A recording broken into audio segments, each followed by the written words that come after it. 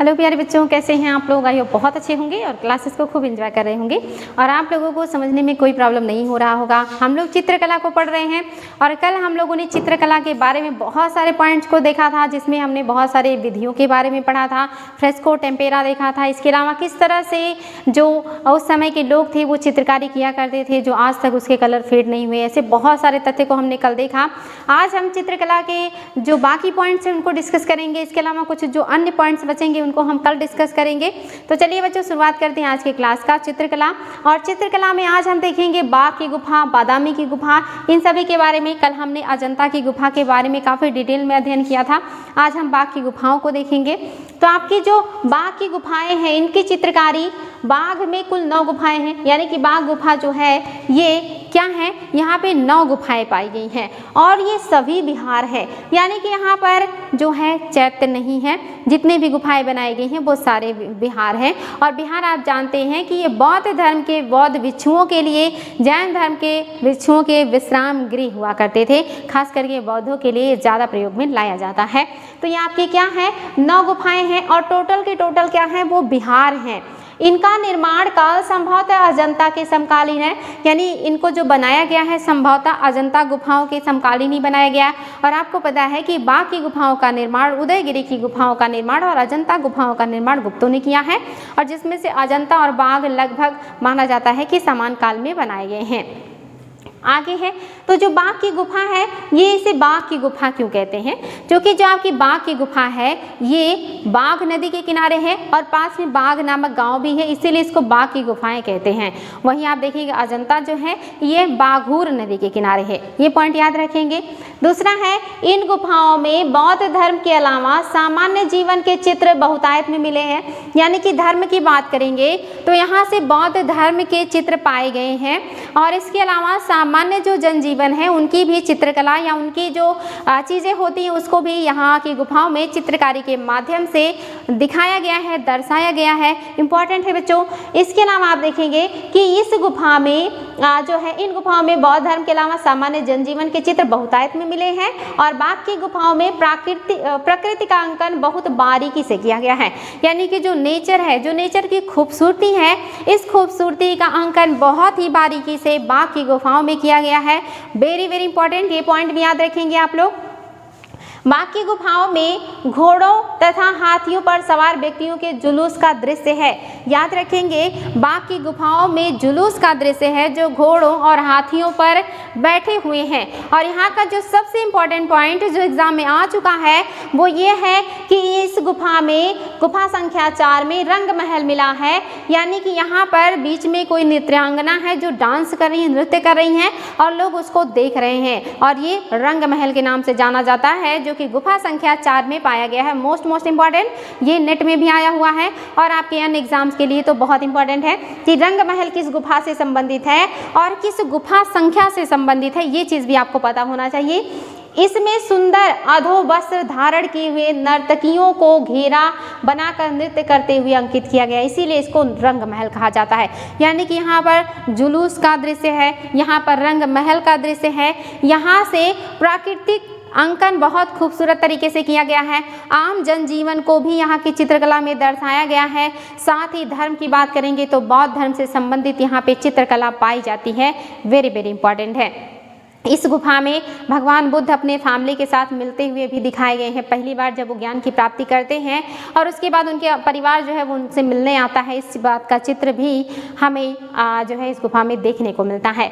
आगे है बादामी की चित्रकला। बादामी की गुफा में जो चित्र बनाए गए हैं इनकी क्या विशेषताएं हैं?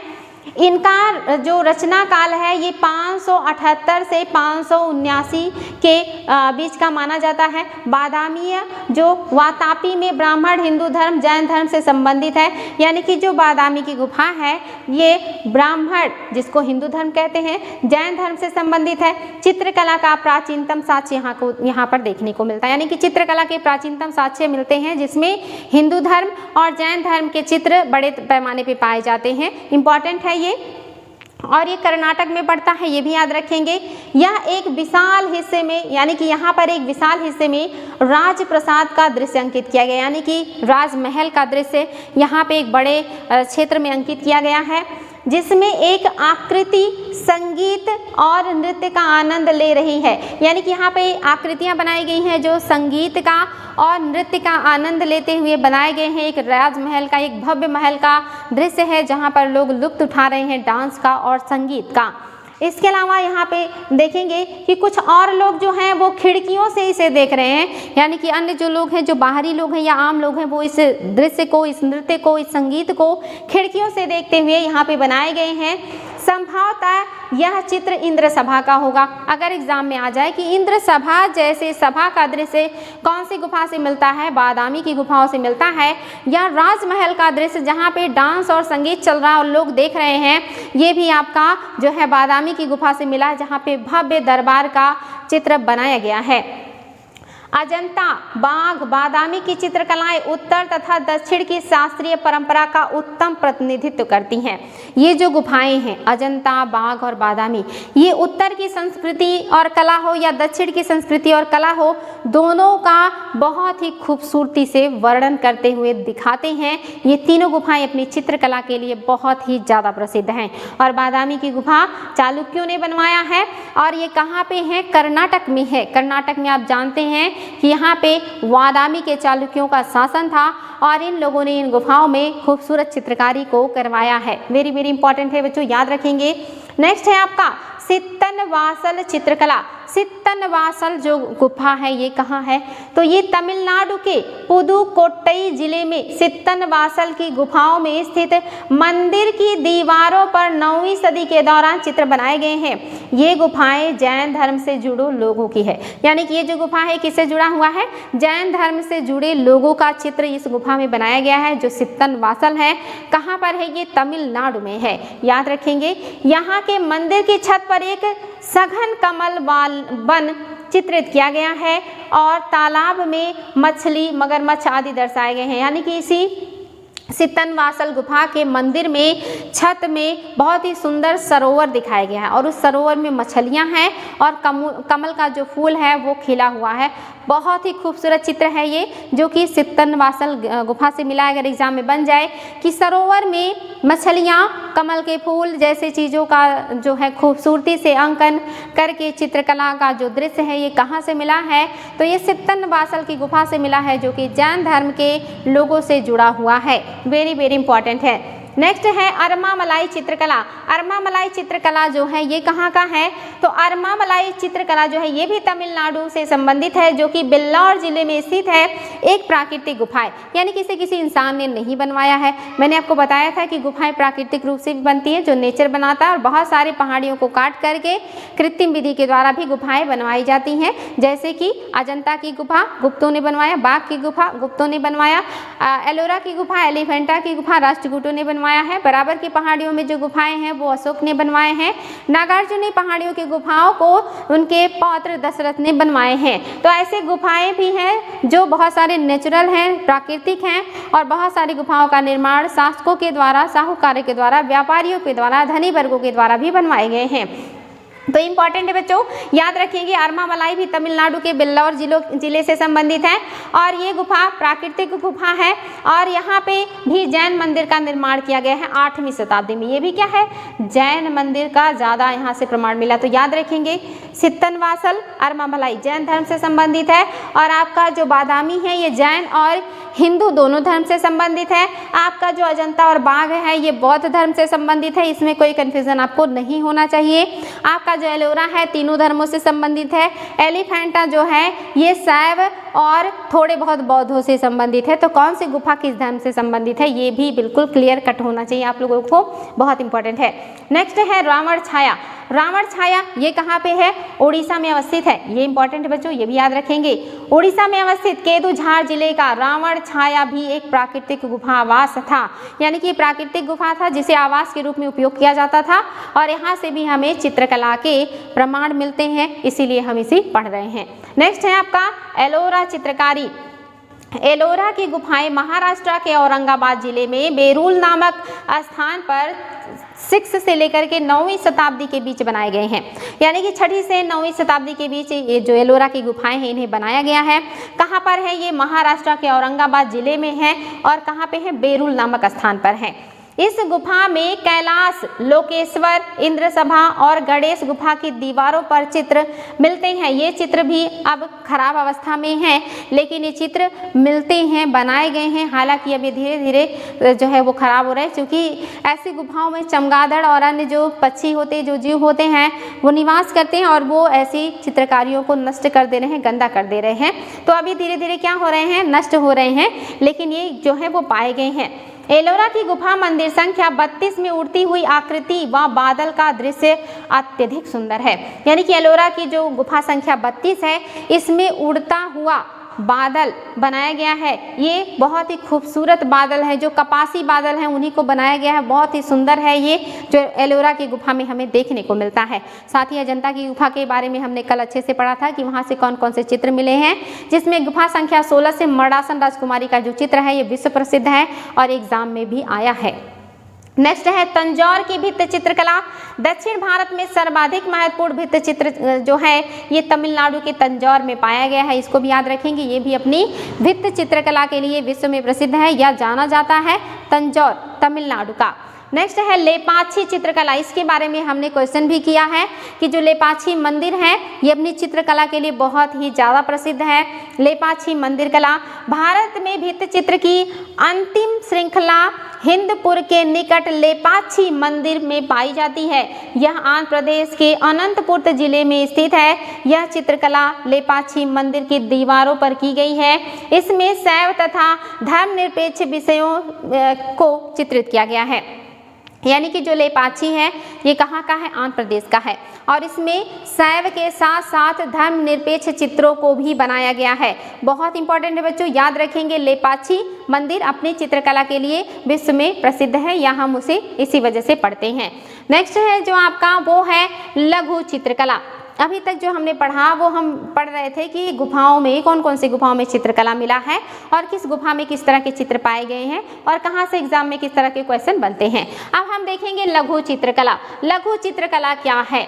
लघु चित्रकारी भारतीय शास्त्रीय परंपरा के अनुसार बनाई गई चित्रकारी है। यानी कि जो हमारी शास्त्रीय परंपरा के अकॉर्डिंग बनी है वो लघु चित्रकला है। और सम्रांगगढ़ या सूत्रधार, याद रखेंगे, सम्रांगढ़ सूत्रधार, सम्रांगढ़ सूत्रधार मोस्ट इंपॉर्टेंट बच्चों, ये IAS का क्वेश्चन है। में जो है आपकी लघु चित्रकला का वर्णन मिलता है। ये पुस्तक आप लोगों को याद होना चाहिए। नामक वास्तुशास्त्र की पुस्तक में इसका विस्तृत रूप से उल्लेख मिलता है। इसे ऐसे चित्र जो ताड़पत्रों पर, वस्त्रों पर अथवा पुस्तकों के आवरण पृष्ठों पर चित्रित किए जाते थे उसी को लघु चित्रकला कहते थे। लघु चित्रकला क्या है? जो पुस्तकों के पेज पे बनाए जाएं, जो वस्त्रों पर बनाए जाएं, इनको क्या कहेंगे? ताड़पत्रों पर बनाए जाए, वो सारे लघु चित्रकला हैं। क्योंकि ये छोटे आकृति के बनते थे, छोटे आकार के बनते थे। जैसे अगर हम इस भवन की दीवार पर बनाएंगे तो बड़ा चित्र बनाएंगे, तो आपका क्या है? बड़ा चित्रकला है। लेकिन अगर हम किसी किताब की पेज पर बनाते हैं, या जैसे मैंने कपड़े पहने, अगर इस पर आप चित्रकारी करेंगे तो जरूर छोटे छोटे डिजाइन बनाएंगे, तो क्या हो जाएंगे? लघु चित्रकला के वो उदाहरण होंगे। तो ये क्या है? जो कपड़ों पे बने हैं, जो ताड़पत्रों पे बने हैं, जो पुस्तकों के पृष्ठ पे बने हैं, वो सारे लघु चित्रकला हैं, जिनका सबसे ज्यादा विस्तार पूर्वक जो वर्णन है वो सम्रांगधार सूत्र में मिलता है। इंपॉर्टेंट है बच्चों। इसकी शुरुआत पूर्व मध्यकाल में हुई थी। लघु चित्रकला की शुरुआत पूर्व मध्यकाल में हुआ है, ये पॉइंट भी याद होना चाहिए आपको। चौर पंचाशिका शैली 16वीं शताब्दी के पूर्वार्ध में मध्य राजस्थान, मेवाड़ में तथा दिल्ली के आसपास के क्षेत्रों में एक विशेष ढंग की लघु चित्रकारी प्रचलित थी, जिसे चौर पंचाशिका शैली कहा जाता है। चौर पंचाशिका एक ग्रंथ भी है और उसी के नाम पर इस चित्र शैली का नाम चौर पंचाशिका रखा गया है। और इसका विकास दिल्ली से लेकर के राजस्थान के आसपास के इलाके में, मेवाड़ में हुआ था। याद रखिए, कभी एग्जाम में आ जाए कि चौर पंचाशिका शैली क्या है, तो ये चित्रकला बनाने की एक शैली है। और कभी आ जाए कि चौर पंचाशिका शैली का विकास भारत के किस क्षेत्र में हुआ था, तो दिल्ली से लेकर के राजस्थान के इलाके में, यानी कि भारत के पश्चिमी इलाके में इस तरह की शैली का विकास देखने को मिलता है। मुगल चित्रकला। अब बात करेंगे मुगल काल का। हमने पहले के क्लास में बात किया था कि मुगल काल में भवनों का बेहतर निर्माण किया गया। यहाँ पर मूर्तिकला देखने को नहीं मिलता है, शायद इस्लाम में मूर्तिकला के निर्माण को बढ़ावा नहीं दिया जाता हो, इस वजह से लोगों ने मूर्तिकला पर ध्यान नहीं दिया। लेकिन चित्रकला के विकास में मुगल साम्राज्य का बहुत बड़ा योगदान है, जिसमें आप देखेंगे बाबर को भी चित्रकला में इंटरेस्ट था, लेकिन भारत में चित्रकला का नींव मुगल शासक में हुमायूं ने डाला है।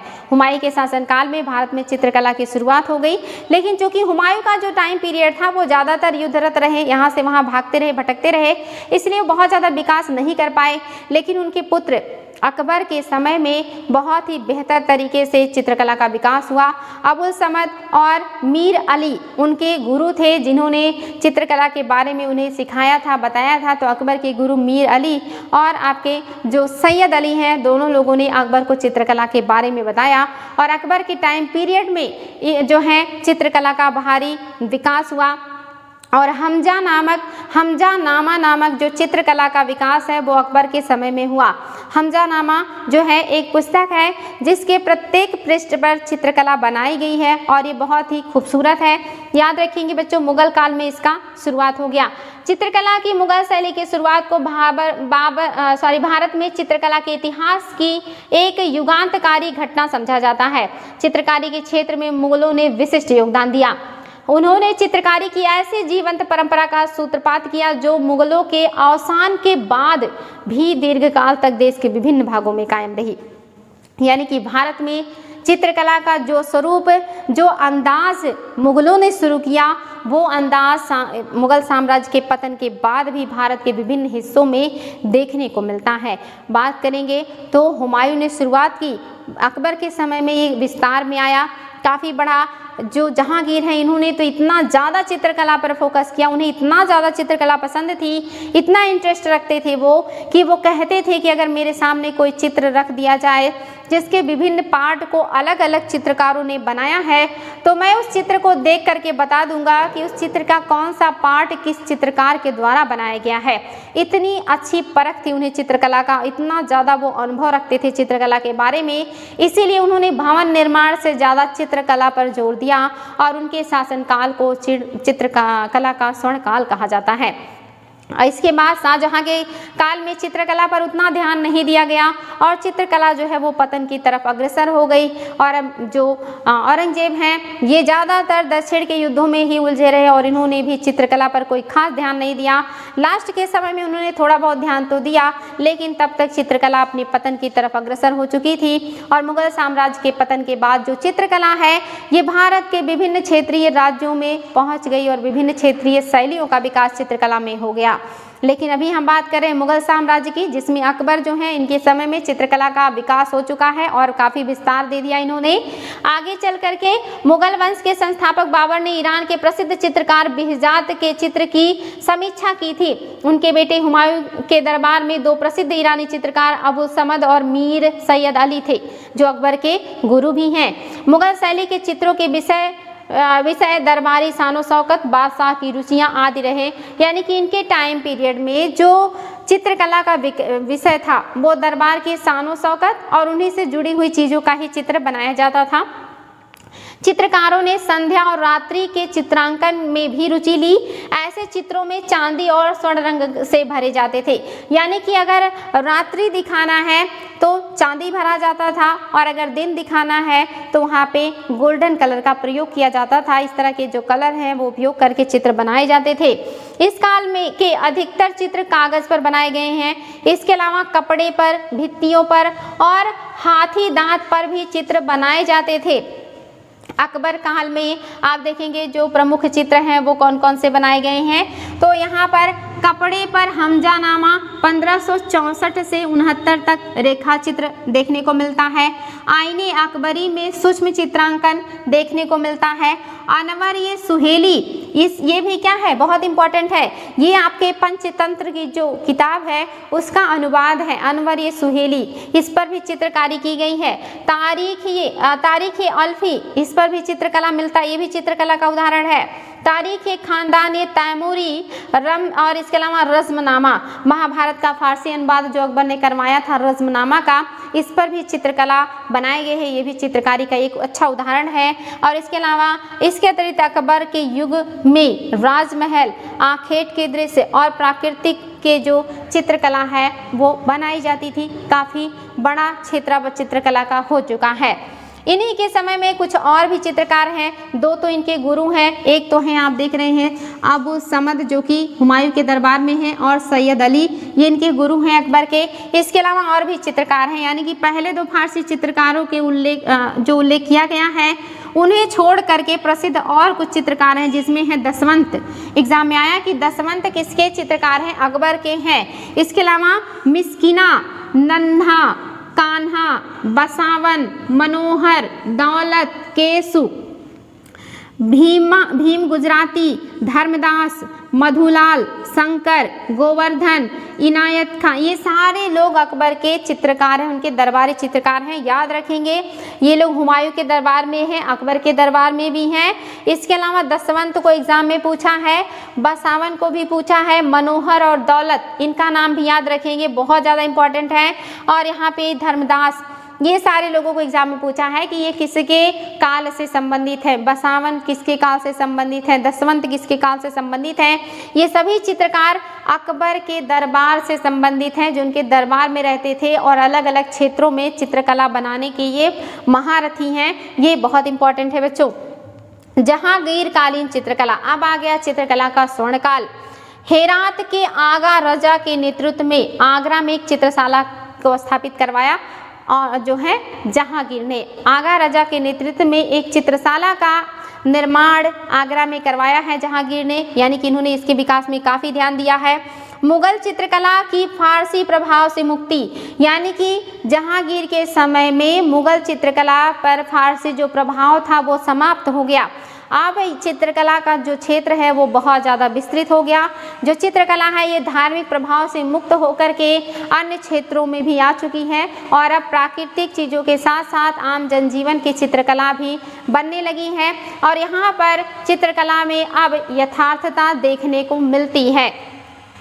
इस समय चित्रकला में भारतीय पद्धति का विकास हुआ, और इसी कारण से पारसी ब्राउन एक व्यक्ति हैं, इन्होंने कहा कि जहांगीर के समय में मुगल चित्रकला की वास्तविक आत्मा लुप्त हो गई। पारसी ब्राउन कहते हैं कि जो अभी तक मुगल काल में मुगल चित्रकला चल रही थी उसकी जो आत्मा है वो जहांगीर के समय में ख़त्म हो गई, विलुप्त हो गई। इनके कहने का मतलब है कि अब चित्रकला में सिर्फ मुगल ही नहीं, मुगल शैली ही नहीं, बल्कि बहुत सारे शैलियों का विकास हो गया, और जो वास्तविकता थी मुगल शैली की वो समाप्त हो गई। और इन्होंने कहा कि मुगल शैली की जो आत्मा है वो जहांगीर के समय में समाप्त हो गई है, क्योंकि जहांगीर के समय में अब फारसी प्रभाव चित्रकला से समाप्त हो गया। अब वो भारतीय शैली में भी बनने लगा है, और जिसका जो क्षेत्र है और भी ज़्यादा ब्रॉड हो गया। इनके समय में यथार्थवादी चित्र बनाए जाने लगे, धार्मिकता का जो प्रभाव है वो कम हो गया, और अन्य क्षेत्रों के जो चित्र हैं वो भी बनाए जाने लगे हैं जहांगीर के समय में। आगे है बच्चों कि जो जहांगीर के समय में मुगल चित्रकला की वास्तविक आत्मा लुप्त हो गई। ये किसने कहा है? पारसी ब्राउन ने। याद रखेंगे यूरोपीय प्रभाव का जो अकबर के समय में चित्रकला पर पड़ना प्रारंभ हुआ अभी भी जारी रहा। अकबर के समय से ही यूरोपीय भारत में बड़े पैमाने पे आने लगे थे, उसके पहले भी आते थे, लेकिन अकबर के दरबार में भी कई यूरोपीय आए थे, और इस तरह से उनके आने से मुगल चित्रकला पर यूरोपीय प्रभाव भी पड़ने लगा था, और ये प्रभाव जहांगीर के समय में भी जारी है। यानी कि जहांगीर की चित्रकला में यूरोपीय प्रभाव, भारतीय प्रभाव, इन सभी प्रभाव का अब जो है अंश दिखने लगा था। आगे है इस दौर की चित्रकला में रूढ़ियों के स्थान पर वास्तविक दर्शन होने लगे। जहांगीर के समय में अब चित्रकला से रूढ़ियों को समाप्त कर दिया गया और वास्तविक चित्रकला का दर्शन हमें देखने को मिलता है। चित्रों में दरबार का चित्र ज़्यादा होने लगा, व्यक्ति चित्र बहुत ज़्यादा संख्या में बनने लगे, और एक छोटे आकार के चित्र बनाने की परंपरा की भी शुरुआत हो गई। यानी कि इनके समय में छोटे छोटे चित्र भी बनने लगे, जिसको लोग आसानी से अपनी पगड़ी में लगा सकते थे, जिसको लोग आसानी से अपने ड्रेस पे लगा सकते थे। इस तरह से छोटे छोटे चित्र बनने लगे थे जो अब लोग अपनी पगड़ी में लगा सकते थे, अपने गले में पहन सकते थे। जैसे आज भी ये बच्चे जो है छोटे छोटे लॉकेट पहनते हैं जिसमें भगवान के फोटोज या अन्य जो फोटोज हैं वो लगे रहते हैं। ऐसी चीज़ों का विकास मुगल काल में जहांगीर के समय में ही हो गया था और इतने छोटे छोटे चित्र बनाए जाने लगे थे कि लोग उसको अपनी पगड़ी में भी लगा सकते थे, उसको गले में भी पहन सकते थे। ऐसे चित्रों का निर्माण भी जहांगीर के समय में होने लगा था। जहांगीर के समय में जो है और भी बहुत तरह के जो है चित्र बनाए गए हैं, जिसमें ईरान के शाह का स्वागत करते हुए जहांगीर का जो चित्र है बहुत ही खूबसूरत है।